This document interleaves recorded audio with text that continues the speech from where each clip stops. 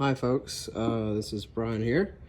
Wanted to make a little bit of a video for the do-it-yourselfers on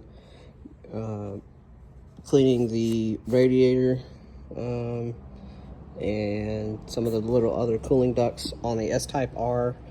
It's a little bit different. Got some cooling vents here and here, and then obviously all your different coolers here and there. This little tray here fits right under here, and you have to basically kind of remove it from here. You have to pull the bumper forward a little bit and then take it off. This just comes off. It normally has like some 8mm sockets, and then there was a I think here, let's see, T27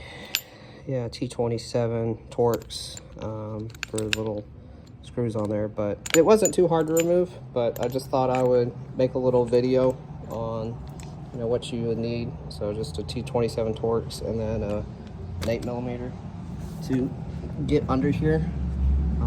I've just been cleaning for like not even like a couple minutes, and that's what's already has come out.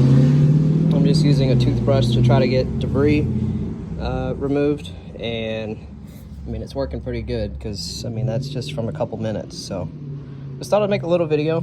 The S-Type's a little bit different than the XJRs and others, so all right, have a good one guys. Later.